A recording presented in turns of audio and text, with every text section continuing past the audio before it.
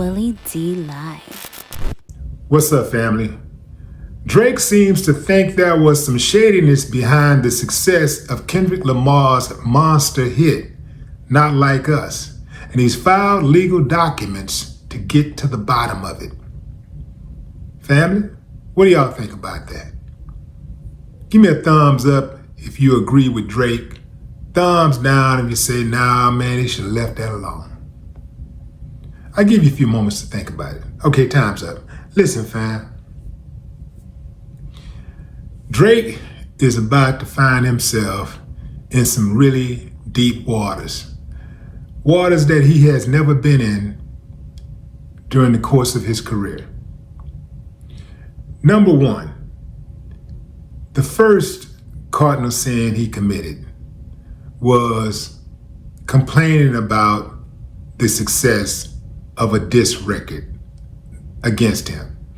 You know, complaining to the label that they did something to help this guy diss record outsell your diss records, outperform your diss records. So how can Drake be so sure that Universal did something shady? Well, according to the docs, Drake says an inside source told him UMG made covert payments to multiple platforms, including radio stations, to promote the hell out of Not Like Us. Well, boys and girls, that's called payola, and it is prohibited by the FCC. Of course, it does not stop people from playing the game. I mean, family, payola has always been around and it's not going anywhere. But what you don't hear is artists, especially successful artists, talking about payola. You don't hear that. The main reason is, number one, artists always want to have an opportunity to have their music played on the radio. If they start talking about payola and stuff like that, nobody's going to want to do business with them. Now, successful artists, even more so, never mentions payola because they ain't going to be as hot without it. There is no way possible, fam, that an artist can stay on top for a decade or more without payola. You can't even stay on top for a year without it. If you go into the radio, you're paying. And now that they have all of these other platforms, I mean, if you want to get some action, man, you know, you're going to have to pay. A lot of times they just call it advertisements, right? You're just paying for ads, but you know how they go. Birthday come around, look outside, it's a brand new Rolls Royce in the driveway. And you're only making, what? A couple $100,000 a year. Your spouse don't work, but you got a Rolls Royce in the driveway. Where do you think that come from, Mr. Music Director? Anyway, fam, Drake also pointed out that UMG has paid settlements in the past for this type of thing. Like in 2006 when it paid the New York Attorney General's office $12 million for a pay-to-play scheme. In the docs, Drake also claims a whistleblower has accused UMG management of spending thousands in May 2024 on bots in order to get the song to 30 million streams on Spotify.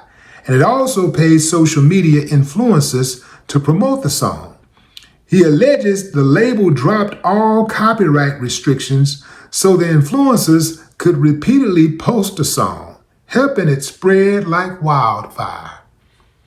Wow. So the question is, what did Drake do to UMG? What did he do over there? Like, did he run somebody hot? Is he talking about leaving and going somewhere else? To accuse your own label of something like this, man, say, fam, that's pretty much career suicide.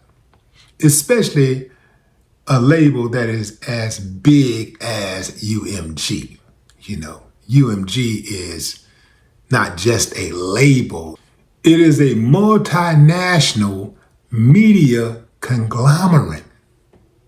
The biggest and the baddest in the world. So you better believe that Drake is soon going to start seeing a reduction in his star power. Family, watch. I'm not wishing bad on Drake, but I do know that he got to be careful from here out. Because he filed a second lawsuit alleging defamation against UMG, you know, for that song, Not Like Us. Man. This also sets a bad precedence for hip hop. An artist suing over a diss song, that is not a good look, and that's not something that I would want on my record. I want to know who is advising Drake, because they could not have thought this all the way through. If Drake was to look at overall what he's gotten out of UMG, all of the hit records, man, probably got 100 hit records. You know, if he was to look at all of the star power, all of the success, the money, the fame, the access, the options that he's gotten from his affiliation and doing business with Universal, he can look at that and say, you know what, man, that was dirty what they did. You know, I think they did it and it was dirty, but I'm gonna let that ride, man. I'm just gonna go on and take that one. I'm gonna go on and take the shit. I'm gonna go back to the studio and make me another diss song. You know, something, because Drake's, he got it, man. He a cold boy. He can go in there and make another diss song. He might not get a Not Like Us, but he can get a Not Like Me. He can get, you know, he can get up there. The boy got talent.